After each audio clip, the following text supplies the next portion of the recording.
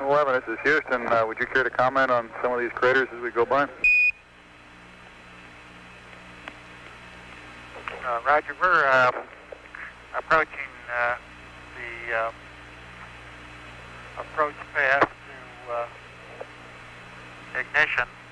This is equivalent to 13 minutes before ignition, and we're at about 80 degrees east, I guess, 83 degrees east. Would that correspond to location you're holding in present time?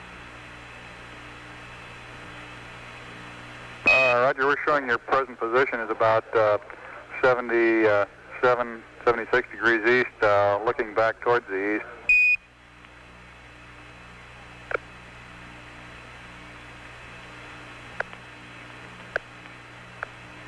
You should be looking back at my Zeno. Roger. Okay, yes. All right, Houston, what you're seeing in the middle of the screen now is the crater Schubert, and Gilbert U is in the center right now, and this comes up at about a little over 12 minutes before power descent. Instead of looking back at it, we'd be looking straight down at it at that time. Roger.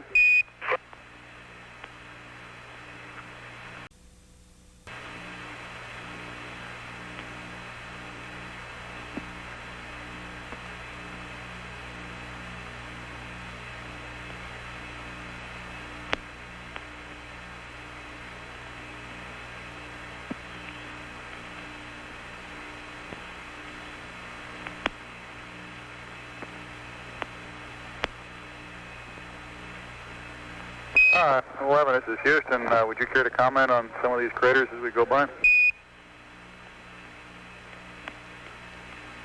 Roger, we're approaching the approach path to ignition.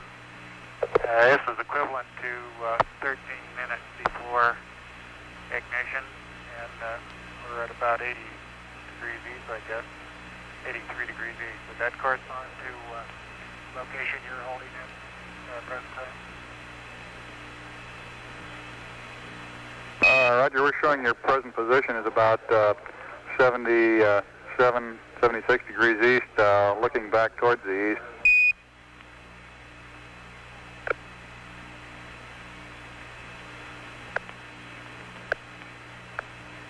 You should be looking back at my Zeno. Roger. Okay, yes. All right, Houston, what you're seeing in the middle of the screen now is the crater Schubert, and Gilbert U is in the center right now, and this comes up at about a little over 12 minutes before power descent. Instead of looking back at it, we'd be looking straight down at it at that time. Roger. And we show you an altitude now of about 110 miles, and of course you'd be considerably lower at the initiation of power descent.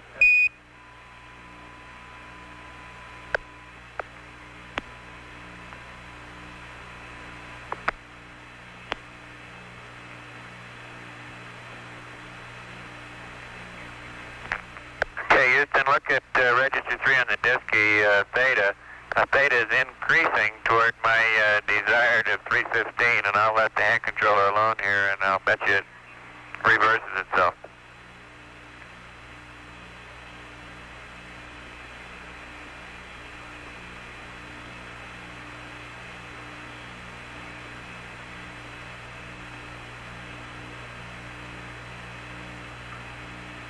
Roger 11, we're watching the Disky now, and still coming in beautifully on the TV.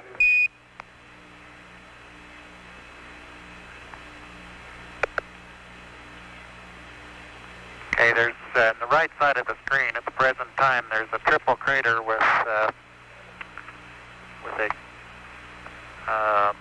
small crater between the first and second, and the one at the bottom of the screen is Schubert Y.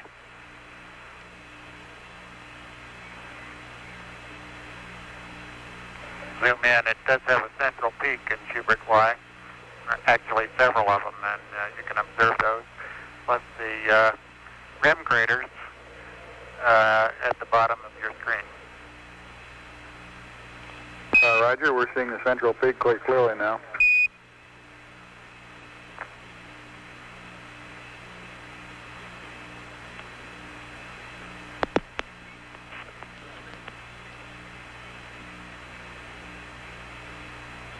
Okay, we're zooming in now on a crater called Schubert N.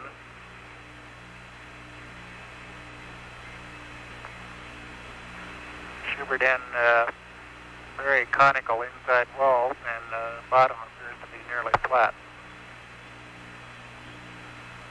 Look at data on the disk key. It's stabilized and is holding steady now. Roger. Looking out the window, I can see a number of small craters on the bottom of Schubert N. We're coming up on the foaming sea where I'll be doing some P-22 marking on a crater of my choice, name of Crater Camp. Okay, we'll be watching for camp.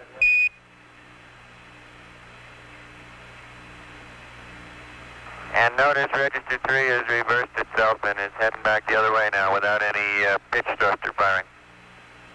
Roger, Mike. We confirm that you've changed the direction of your pitch rate.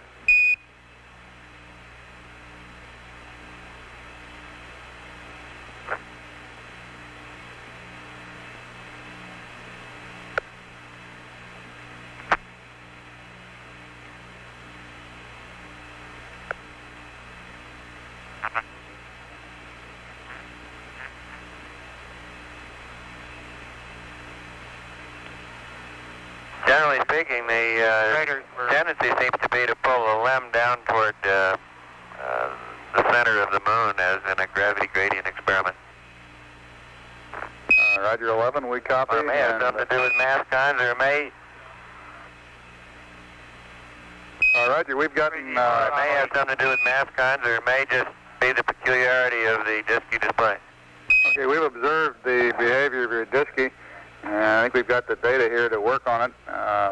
Let us grind around a little while on it, and we'll report back to you probably in a rev or two. Okay, well, in the meantime, I'm going to pitch down toward 315. Roger.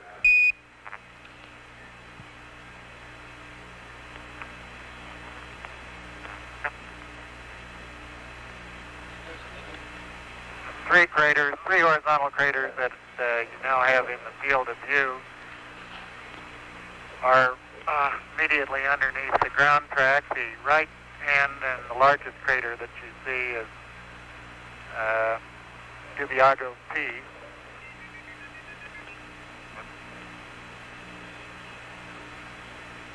Roger, we concur on the identification of that crater.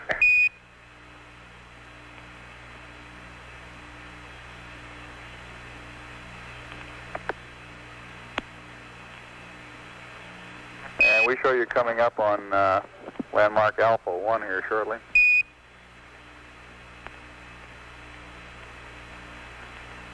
Roger, Mike's having his first look at Alpha 1 at the present time.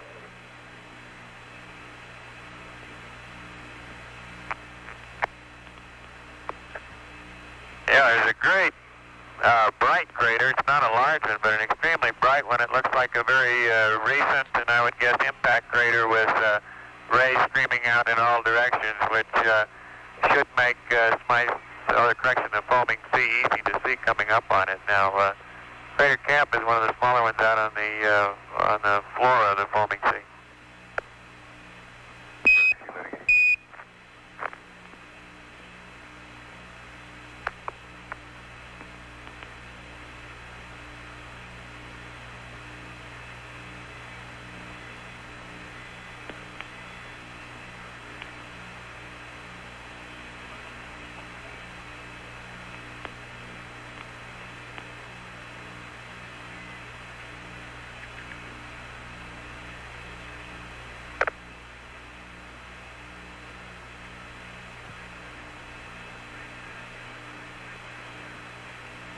Okay, we show you over the Sea of Fertility now, and ought to have Langrenus down south of track a few degrees, about 9 degrees south of track. Yeah, the crater that's in the center of the screen now is Webb. We'd be looking straight down on it at about 6 minutes before power descent. It has a relatively flat bottom to the crater, and you can see maybe 2 or 3 craters that are in the bottom of it. On the western wall, the wall that's now nearest to the camera, or near the bottom of the screen, we can see a dimpled crater just on the outside. And then coming back toward the bottom of the screen and to the left, you can see a series of depressions. It's this type of connected craters that give us most interest to discover why they're in the particular patterns that they're in. I'll zoom the camera in and try and give you a little closer look at this. Roger, we're observing the dimple crater now. The central peak that we can see on the orbiter photos doesn't seem to stand out very well here.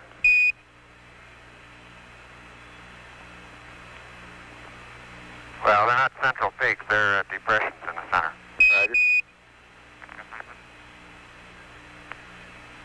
And you'll notice on the pitch thruster activity, I put in a dozen minimum impulses and pitch down, and I'm still far from correcting back to 315.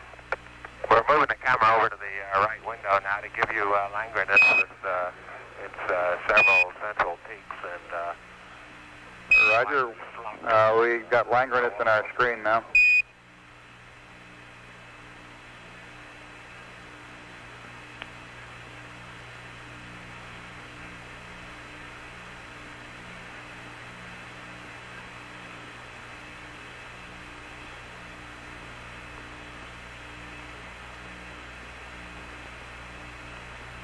Okay, 11, this is Houston. We're getting a beautiful picture of Langrenus now with its rather conspicuous central peak.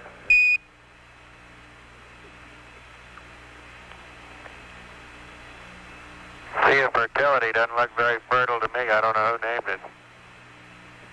Well, it may have been named by a gentleman whom this crater was named after, Langrenus. Langrenus was a cartographer to the King of Spain and made one of the early reasonably accurate maps of the moon.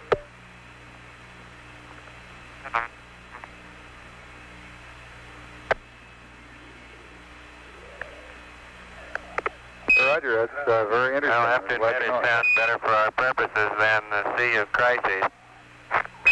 Amen to that. Okay, it looks like you're coming inside now on the camera.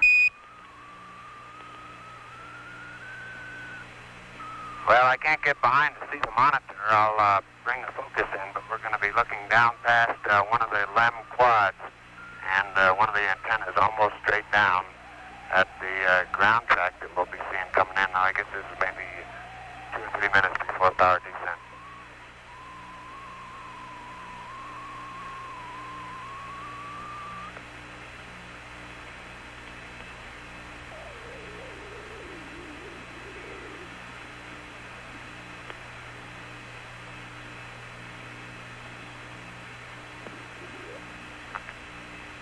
All right, that should put the LEM structure about in focus. Now I'm going to move it out to infinity and then expand the field of view.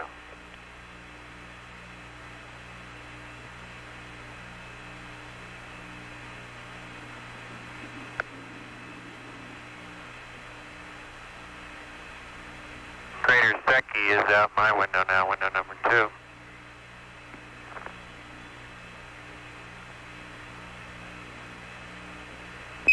Apollo 11, this is Houston.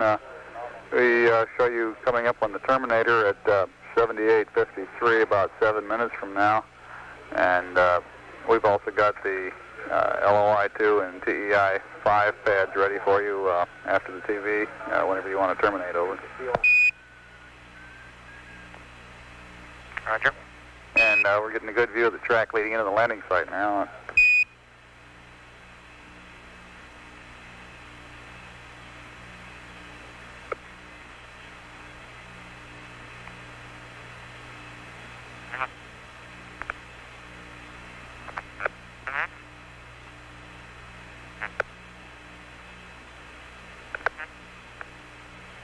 Okay, it looks like we got Seki K go by about 10 seconds ago, coming up on Apollo Ridge.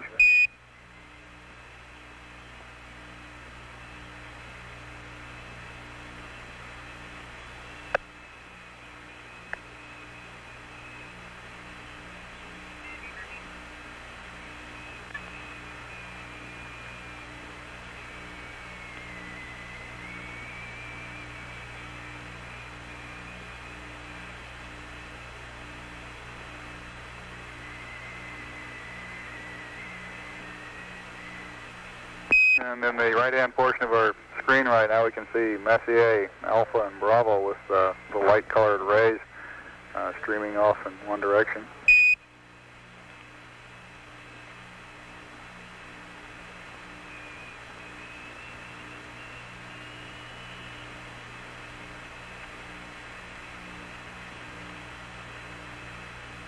I don't know if you can make out, but in the Sea of Fertility, there are a number of craters that are just barely discernible. Old craters whose outlines are just barely able to be seen.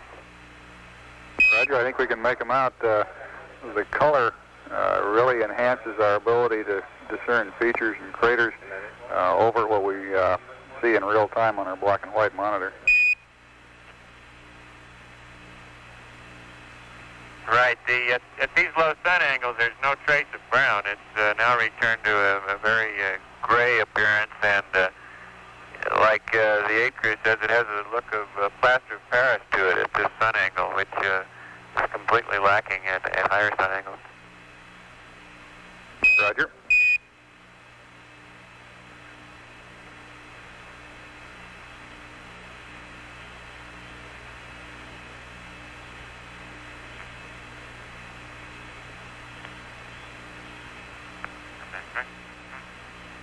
Okay, this is very close to ignition point for power descent.